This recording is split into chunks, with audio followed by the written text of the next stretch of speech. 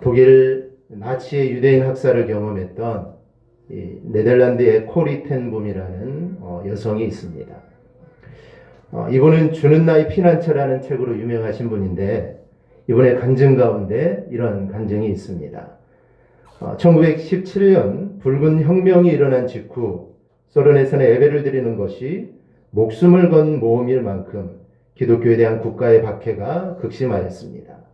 그래서 적은 무리가 비밀리에 모여 조심스럽게 예배를 드리곤 하였습니다. 그러던 어느 날입니다. 십수명의 교인들이 지하에 숨어서 비밀리에 예배를 드리는데 갑자기 손에 총을 든 소련 군인 몇 명이 문을 박차고 들어왔습니다. 꼼짝 마라. 이 자리에서 모두 다 총살하겠다. 그러나 지금 예수를 안 믿겠다고 하면 살려주겠다. 그러자 벌벌 떠던 몇 사람이 벌떡 일어나 예수를 안 믿는다고 하였습니다. 그러자 군인들이 그들의 등을 떠밀며 어서 이곳을 나가라. 만일 여기에서 어물거리면 죽어버리겠다. 라고 소리치자 그들은 도망쳐버렸습니다. 그런 다음 더 살고 싶은 놈은 어서 나오라는 군인들의 소리에도 나머지 교인들은 얼굴이 창백해진 채 죽음을 각오하고 기도를 드리고 있었습니다. 그러자 그 군인들이 지하의 문을 닫고 잠근 후에 모두 총을 내려놓고 교인들을 향해 외쳤습니다. 반갑습니다. 우리는 혹여 우리를 감시하기 위해 파견된 가짜 교인이 있을까봐 일부러 총을 들고 행패를 부린 것입니다. 많이 놀라셨죠? 용서하십시오. 이제 그들은 모두 갔고 들킬 염려가 없으니 어서 하나님께 예배를 드립시다. 이 이야기를 들은 교우들은 크게 안도하고 기쁨으로 하나님께 예배를 드렸다고 합니다. 조금은 꾸며낸 이야기 같지만 실제로 있었던 일이라고 코리 대본 여사는 이렇게 이야기를 합니다. 파키스탄에 사는 아시아 비비라는 여성이 있습니다. 5아이의 어머니이기도 한 이 아시아 비비는 2009년 무슬림이 소유한 농장에서 일하다가 투옥이 됐습니다. 그 이유는 함께 일하던 무슬림 여성들이 이 크리스천인 비비의 물컵을 더럽다고 못 쓰겠다며 무슬림으로 개종하라고 했고, 아시아 비비는 예수는 우리를 위해 십자가에 달리셨는데 무함마드는 우리를 위해 뭘 해준 게 있는가 라고 반박을 합니다. 무슬림 여성들은 분노에 비비를 폭행했고 비비는 신성모독으로 투옥이 됩니다. 파키스탄 법원은 2010년 1심에 그를 사형에 처합니다. 그리고 2014년 항소심에서도 동일하게 비비에게 사형을 선고를 합니다. 하지만 파키스탄 대법원은 2018년 10월 하급심 판결을 뒤집고 비비에게 무죄를 선고했고 바로 석방을 시킵니다. 비비는 ACN과의 인터뷰에서 신앙이 투옥의 어려움을 견디는데 도움이 되었다며 투옥 기간 동안 나는 그리스도의 손을 붙잡았다. 그분은 내가 견딜 수 있도록 도우셨다. 그러므로 두려워하지 말라고 지금도 박해받고 있는 이들에게 권면을 합니다. 이렇게 환난이라는 것은 참신앙과 거짓신앙을 구별하게 합니다. 평상시에는 잘 모릅니다. 그런데 환난이 닥치게 되면 알 수 있게 됩니다. 저와 여러분도 정말 내 안에 어떤 환난이 오더라도 나는 내 믿음을 지키겠다라고 내가 다짐하지만 환난이 닥치게 되면 내 마음이 어떻게 변할지 어느 누구도 장담할 수 없습니다. 저도 장담할 수 없고 여러분들도 여러분의 믿음을 절대로 장담할 수 없습니다. 그러므로 우리는 내 믿음에 대해서 우리는 너무 자만해서는 절대로 안 됩니다. 그래서 더욱더 주님만을 붙들고 우리가 나아가야 될 줄 믿습니다. 이 참신앙과 거짓신앙이라는 시가 있습니다. 그 내용을 잠시 보면 참신앙은 십자가의 복음만 전합니다. 거짓신앙은 윤리 도덕 행위를 기초로 한 율법주의를 전합니다. 참신앙은 오직 믿음으로 구원을 얻을 수 있다고 가르칩니다. 거짓신앙은 그래도 자신이 뭔가 노력하는 것이 있어야 구원을 얻는다고 가르칩니다. 참신앙은 은혜로 구원을 얻었기 때문에 자랑할 것이 없습니다. 거짓신앙은 자신의 노력으로 구원을 얻었기 때문에 자기 자랑이 가득합니다. 참신앙은 성령님을 따라 삽니다. 거짓신앙은 육신을 따라 삽니다. 참신앙은 예수 믿고 해야 될 것을 가르치기 때문에 신앙의 자유함이 있습니다. 거짓신앙은 예수 믿으면 금해야 될 것을 가르치기 때문에 신앙의 노예가 됩니다. 참신앙은 하나님의 약속을 지킵니다. 거짓신앙은 율법을 지킵니다. 고린도후서 13장 5절에서 사도 바울은 너희는 믿음 안에 있는가 너희 자신을 시험하고 너희 자신을 확증하라 라고 말을 합니다. 여기서 시험하고 라는 단어와 이 확증하라 라는 이 단어는 현재 명령형입니다. 헬라어에서 현재 명령형은 지속적, 반복적, 습관적인 동작을 명령하는 겁니다. 그러므로 자신이 믿음에 있는지, 즉 내가 믿음 안에 있는가를 너희는 계속해서 시험해 보라는 말씀입니다. 즉 이 믿음이라는 것은 우리가 계속해서 시험해 보지 않으면 내가 믿음 안에 있는지 믿음 밖에 있는지 잘 알 수가 없습니다. 그래서 우리는 정말 수시로 내가 믿음 안에 내가 거하고 있는지 내 자신을 계속해서 우리는 시험해 봐야 합니다. 또한 여기 확증하라 라는 이 단어는 마치 보석 세공사가 이 금덩어리 안에 있는 이 불순물을 제거하기 위해 금덩이를 불 속으로 집어넣는 상황을 말하는 겁니다. 즉 바로 이렇듯 자기 자신을 까다롭게 심사해야 된다라는 것입니다. 즉 내 믿음을 나는 그냥 믿음이 있을 것 같아 이런 것이 아니라 정말 세공사가 이 금덩어리 안에 있는 이 불순물을 제거하기 위해 정말 세심하게 정말 주의하여 하듯이 너희 믿음을 정말 그렇게 늘 심사해야 된다라는 것입니다. 그렇습니다. 우리 예수 믿는 사람들은 내가 참 신앙을 가지고 있는지 아니면 내가 거짓 신앙을 가지고 있는지 늘 내 자신을 점검해야 됩니다. 주님께서 말씀하신 비유 가운데 이 신앙생활의 시작과 끝에 대한 세 가지 경우를 말씀하셨습니다. 먼저는 처음과 나중이 같은 사람이 있는가 하면 처음보다 나중이 못한 사람이 있습니다. 그리고 처음보다 나중이 좋은 사람이 있습니다. 디모데후서 4장 10절을 보면 이 데마라는 사람이 나오는데 이 데마는 시작은 좋았는데 세상을 사랑했기 때문에 마음이 변해버렸습니다. 그래서 시작은 좋았지만 끝에는 신앙의 낙오자가 됩니다. 데마는 데살로니가 출신으로 바울의 전도로 주님을 알게 됩니다. 그는 처음 예수님을 믿었을 때 바울에게 적극적으로 협조했던 사람입니다. 그는 바울이 로마 감옥에 수감되었을 때에도 그때까지 바울의 곁을 떠나지 않았던 사람이 바로 이 데마입니다. 그래서 빌레몬서 1장 24절에서 바울은 또한 나의 동역자 마가, 아리스다고, 데마, 누가가 문안하느니라 라고 이렇게 말합니다. 즉 데마를 나의 동역자라고 말을 합니다. 사도 바울이 우리가 살펴보았지만 나의 동역자라고 말한 사람은 그렇게 많지 않습니다. 그런데 그 중에 한 사람이 바로 이 데마입니다. 또 골로새서 4장 14절에는 사랑을 받는 의사 누가와 또 데마가 너희에게 문안하느니라 라고 말할 정도로 정말 이 데마는 사도 바울에게 인정받고 또 사람들에게 인정받는 사람이었습니다. 그런데 문제는 바로 고난과 이 유혹입니다. 그래서 데마는 이 세상을 사랑하여 나를 버리고 데살로니가로 갔고 라고 말을 합니다. 사실 바울의 말년은 이 감옥 생활로 정말 비참했습니다. 그럼에도 힘들고 어려운 고난에도 바울은 주님을 절대로 떠나지 않았습니다. 바울은 고난이 올수록 바울은 더욱더 주님을 붙잡게 됩니다. 그러나 바울을 따랐던 많은 동역자들이 떠납니다. 하지만 바울은 그 사람들이 믿음이 타락해 떠났거나 그들이 세상으로 돌아갔다고 성경이 기록하지 않습니다. 그런데 유독 데마에 대해서는 세상을 사랑했기에 자기 곁을 떠났다. 오직 데마만을 이렇게 기록을 하고 있습니다. 왜 사도 바울이 이렇게 기록을 했을까요? 그만큼 사도 바울이 데마를 믿었기 때문입니다.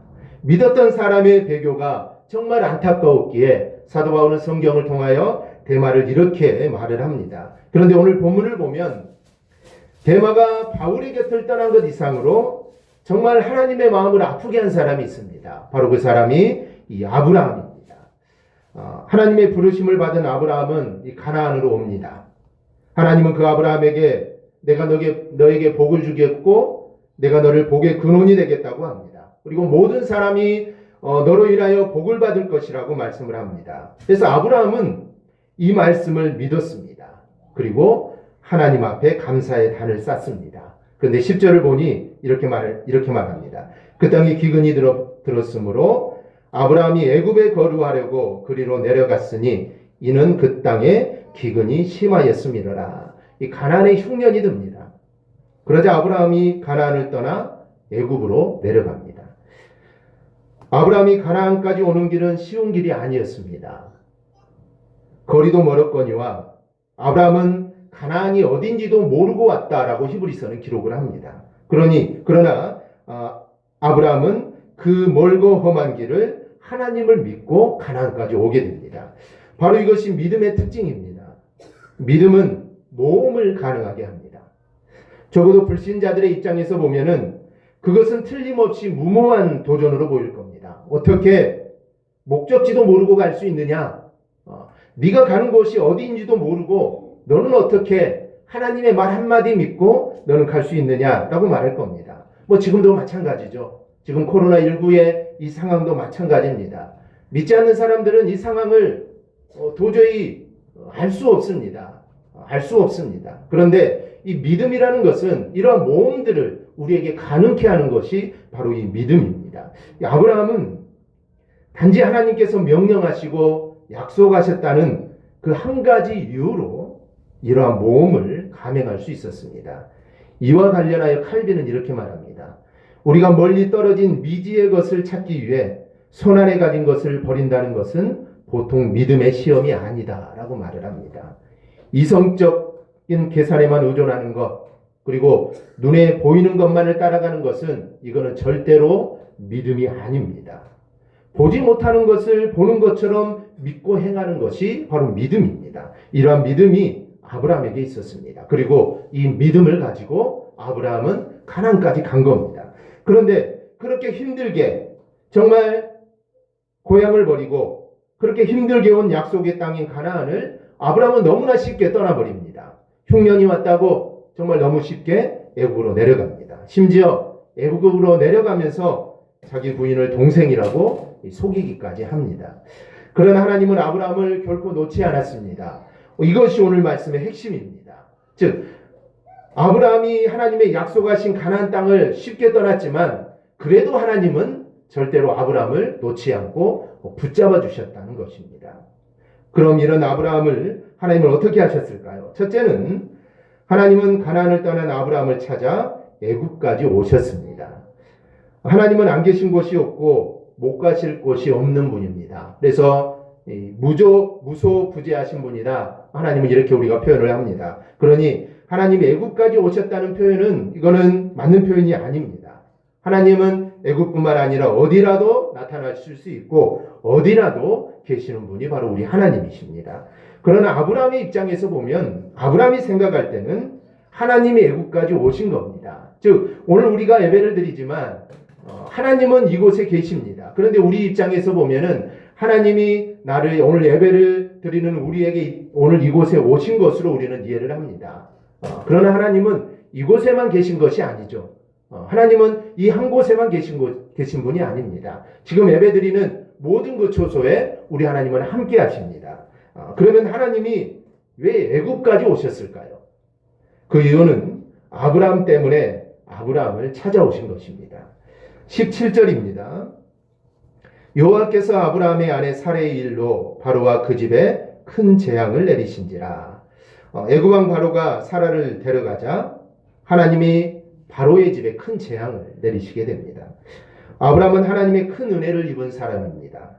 그런데 흉년이 들었다고 아브라함은 그 땅을 떠납니다. 창세기 12장 1, 2절의 말씀을 보면 여호와께서 아브라함에게 이르시되 너는 너의 고향과 친척과 아버지의 집을 떠나 내가 내게 보여줄 땅으로 가라. 내가 너로 큰 민족을 이루고 내게 복을 주어 내 이름을 창대하게 하리니 너는 복이 될지라. 이 말씀처럼 이 땅은 하나님께서 아브라함에게 약속하신 땅입니다. 즉 그 땅은 약속의 땅이고 그 땅은 축복의 땅입니다. 갈대아 우리에 살던 아브라함을 하란을 거쳐 가나안으로 불러들이신 땅입니다. 그러니 아브라함은 절대로 이 땅을 떠나서는 안 됩니다.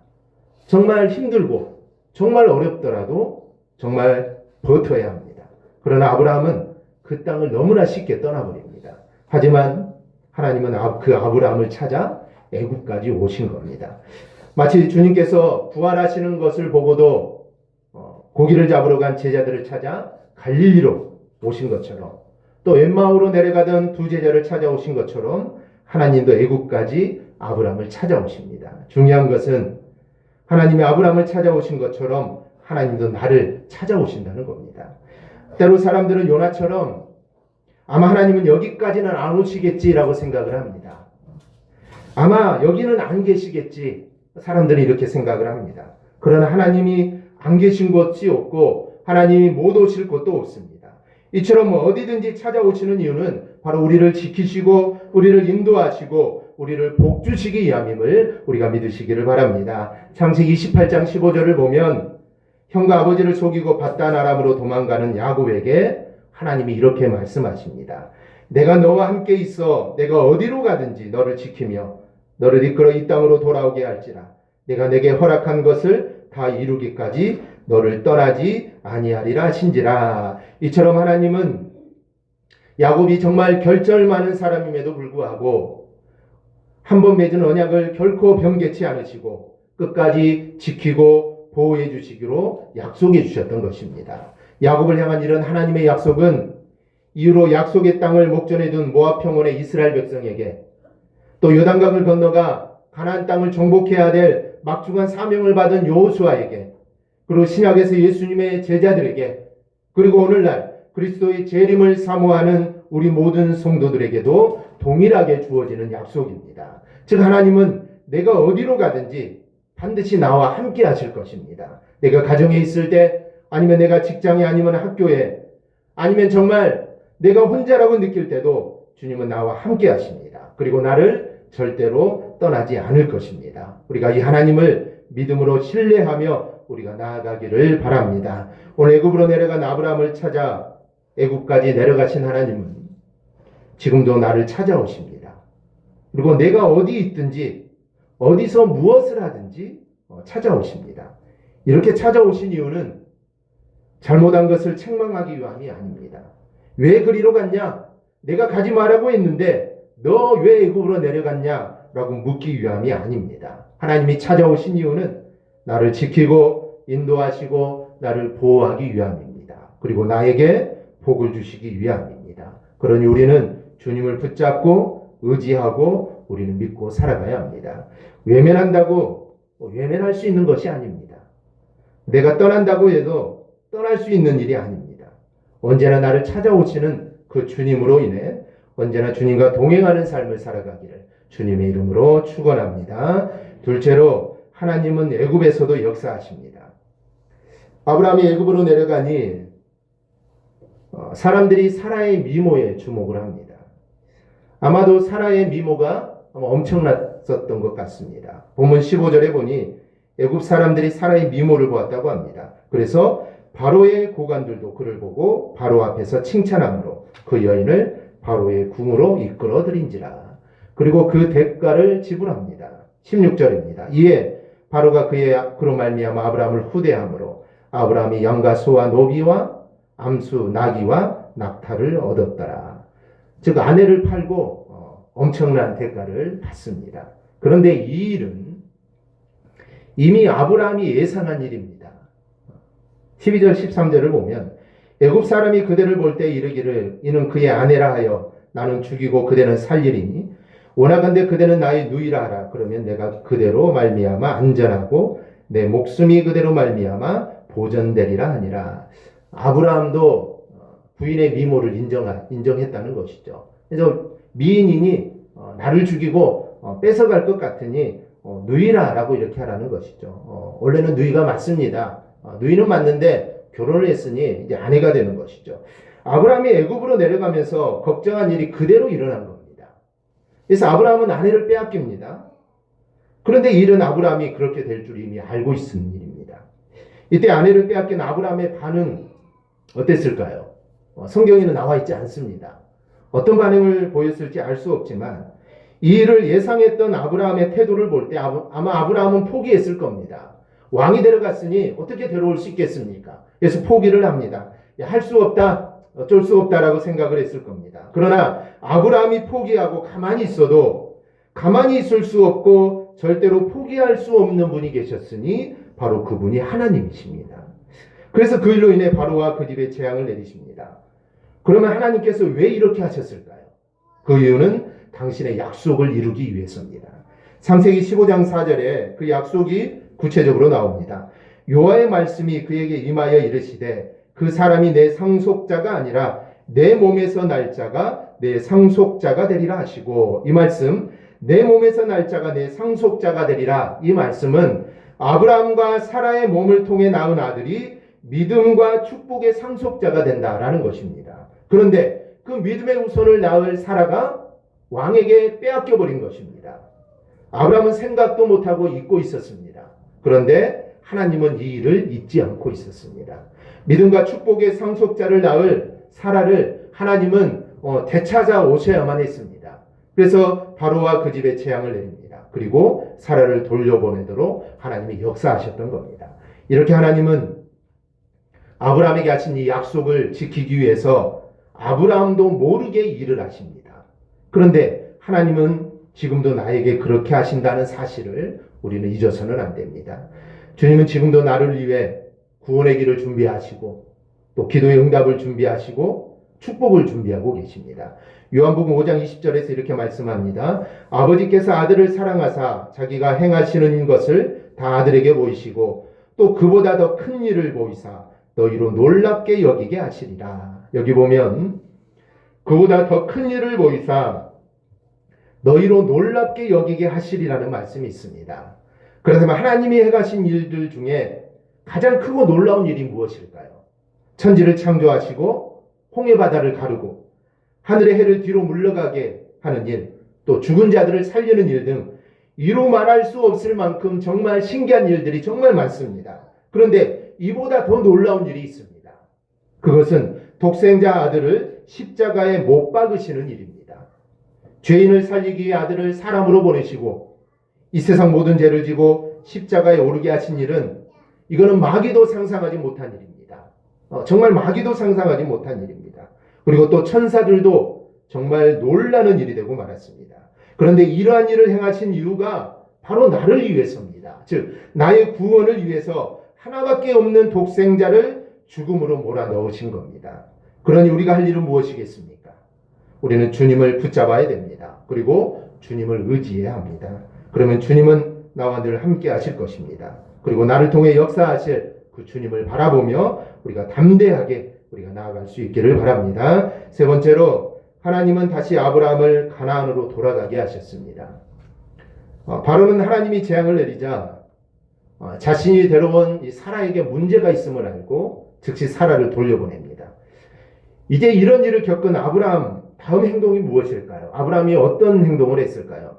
창세기 13장 1절을 보면 아브라함이 애굽에서 그와 그의 아내와 모든 소유와 롯과 함께 네겝으로 올라가니, 여기서 네겝은 브엘세바와 그 남쪽으로 펼쳐진 거친 황무지 지역을 말하는데 여기가 가나안 땅의 남쪽 시작점입니다. 우리가 성경에서 이스라엘을 말할 때 종종 이런 말을 씁니다. 단에서부터 브엘세바까지라고 말을 하는데 이 단은 북쪽 끝이고 브엘세바는 남쪽 끝입니다. 아브라함이 애굽을 떠나 이제 다시 약속의 땅, 축복의 땅인 가나안으로 다시 올라왔다라는 그런 뜻입니다. 여러분 깨닫고 돌이키는 것이 정말 중요합니다. 그런데 어리석은 사람의 특징은 깨닫지를 못합니다. 깨닫지를 못하니 당연히 돌이키지도 못합니다. 6월 2일 총회 교단 신문인 기독신문에 이런 글이 실렸습니다. 포스트 코로나 시대와 시대의 한국교회라는 주제로 특별 대담이 열렸습니다.